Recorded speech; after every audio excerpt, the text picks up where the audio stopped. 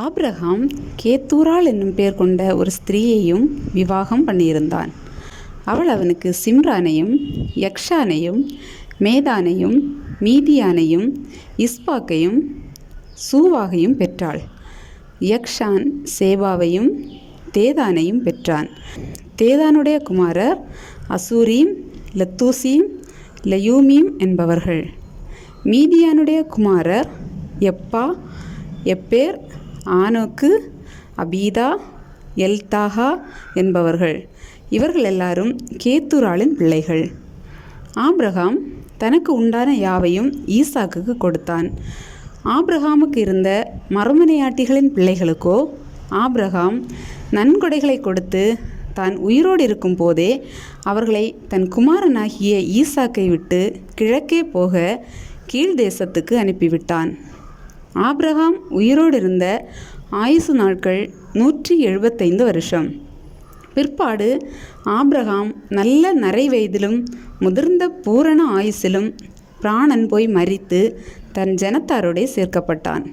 அவன் குமாரராகிய ஈசாக்கும் இஸ்மவேலும் மம்ரேக்கு எதிரே ஏத்தியனான சோகாரின் குமாரனாகிய எப்ரோனின் நிலத்திலுள்ள மக்பேலா எனப்பட்ட குகையிலே அவனை அடக்கம் பண்ணினார்கள். அந்த நிலத்தை ஏத்தின் புத்திரர் கையிலே ஆபிரகாம் வாங்கியிருந்தான். அங்கே ஆபிரகாமும் அவன் மனைவியாகிய சாராளும் அடக்கம் பண்ணப்பட்டார்கள். ஆபிரகாம் மரித்தபின் தேவன் அவன் குமாரனாகிய ஈசாக்கை ஆசீர்வதித்தார். லஹாய்ரோயி என்னும் துறவுக்கு சமீபமாய் ஈசாக்கு குடியிருந்தான். சாராளுடைய அடிமை பெண்ணாகிய எகிப்து தேசத்தாளான ஆகார் ஆபிரகாமுக்கு பெற்ற குமாரனாகிய இஸ்மவேலின் வம்ச வரலாறு. பற்பல சந்ததிகளாய் பிரிந்த இஸ்மவேலின் புத்திரருடைய நாமங்களாவன. இஸ்மவேலுடைய மூத்த மகன் நெபாயோத், பின்பு கேதார், அத்பியேல், மிப்சாம், மிஷ்மா, தூமா, மாசா, ஆதார், தேமா, எத்தூர், நாபீஸ், கேத்மா என்பவைகளே. தங்கள் கிராமங்களிலும் அரண்களிலும் குடியிருந்த தங்கள் ஜனத்தாருக்கு 12 பிரபுக்களாகிய இஸ்மவேலின் குமாரர்கள் இவர்களே. இவர்களுடைய நாமங்களும் இவைகளே. இஸ்மவேலின் வயது 137. பின்பு அவன் பிராணன் போய் மரித்து தன் ஜனத்தாரோடே சேர்க்கப்பட்டான்.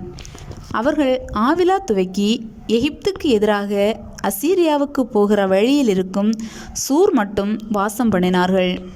இது அவன் சகோதரர் எல்லாருக்கும் முன்பாக அவன் குடியேறின பூமி. ஆபிரகாமின் குமாரனாகிய ஈசாக்குடைய வம்ச வரலாறு. ஆபிரகாம் ஈசாக்கை பெற்றான். ஈசாக்கு ரெபெக்காளை விவாகம் பண்ணுகிற போது 40 வயதாய் இருந்தான். இவள் பதான் அராம் என்னும் சீரியா தேசத்தானாகிய பெத்துவேலுக்கு குமாரத்தியும் சீரியா தேசத்தானாகிய லாபானுக்கு சகோதரியுமானவள். மலடியாயிருந்த தன் மனைவிக்காக ஈசாக்கு கர்த்தரை நோக்கி வேண்டுதல் செய்தான். கர்த்தர் அவன் வேண்டுதலை கேட்டருளினார். அவன் மனைவி ரெபெக்காள் கற்பந்தரித்தாள். அவள் கற்பத்திலே பிள்ளைகள் ஒன்றோடொன்று மோதி கொண்டிருந்தன. அப்பொழுது அவள், இப்படியானால் எனக்கு எப்படியோ என்று சொல்லி கர்த்தரிடத்தில் விசாரிக்கும்படி போனாள். அதற்கு கர்த்தர், 2 ஜாதிகள் உன் கர்ப்பத்தில் உண்டாயிருக்கிறது, 2 வித ஜனங்கள் உன் வயிற்றிலிருந்து பிரியும், அவர்களில் ஒரு ஜனத்தார் மற்ற ஜனத்தாரை பார்க்கிலும் பலத்திருப்பார்கள், மூத்தவன் இளையவனை சேவிப்பான் என்றார். பிரசவ காலம் பூரணமான போது அவள் கர்ப்பத்தில் 2 பிள்ளைகள் இருந்தது. மூத்தவன் சிவந்த நிறமுள்ளவனாயும் சர்வாங்கமும் ரோம அங்கி போர்த்தவன் போலவும் வெளிப்பட்டான். அவனுக்கு ஏசா என்று பெயரிட்டார்கள். பின்பு அவன் சகோதரன் தன் கையினாலே ஏசாவின் குதிங்காலை பிடித்து கொண்டு வெளிப்பட்டான். அவனுக்கு யாக்கோபு என்று பெயரிட்டார்கள். இவர்களை அவள் பெற்றபோது ஈசாக்கு 60 வயதாய் இருந்தான். இந்த பிள்ளைகள் பெரியவர்களான போது ஏசா வேட்டையில் வல்லவனும் வனசஞ்சாரியுமாய் இருந்தான். யாக்கோபு குணசாலியும் கூடாரவாசியுமாய் இருந்தான். ஏசா வேட்டையாடி கொண்டு வருகிறது ஈசாக்கினுடைய வாய்க்கு ருசிகரமாய் இருந்ததினாலே ஏசாவின் மேல் பட்சமாயிருந்தான். ரெபெக்காளோ யாக்கோபின் மேல் பட்சமாயிருந்தாள். ஒரு நாள் ஏசா வெளியிலிருந்து களைத்து வந்தபோது யாக்கோபு கூழ் சமைத்து கொண்டிருந்தான். அப்பொழுது ஏசா யாக்கோபை நோக்கி, அந்த சிவப்பான கூழிலே நான் சாப்பிட கொஞ்சம் தா, இளைத்திருக்கிறேன் என்றான். இதனாலே அவனுக்கு ஏதோம் என்கிற பேர் உண்டாயிற்று. அப்பொழுது யாக்கோபு, உன் சேஷ்ட புத்திரபாகத்தை இன்று எனக்கு விற்றுப்போடு என்றான். அதற்கு ஏசா, இதோ நான் சாகப் போகிறேனே, இந்த சேஷ்ட புத்திரபாகம் எனக்கு என்னத்திற்கு என்றான். அப்பொழுது யாக்கோபு, இன்று எனக்கு ஆணையிட்டு கொடு என்றான். அவன் யாக்கோபுக்கு ஆணையிட்டு தன் சேஷ்ட புத்திரபாகத்தை அவனுக்கு விற்று போட்டான். அப்பொழுது யாக்கோபு ஏசாவுக்கு அப்பத்தையும் பயிற்றங்குழையும் கொடுத்தான். அவன் புசித்து குடித்து எழுந்திருந்து போய்விட்டான்.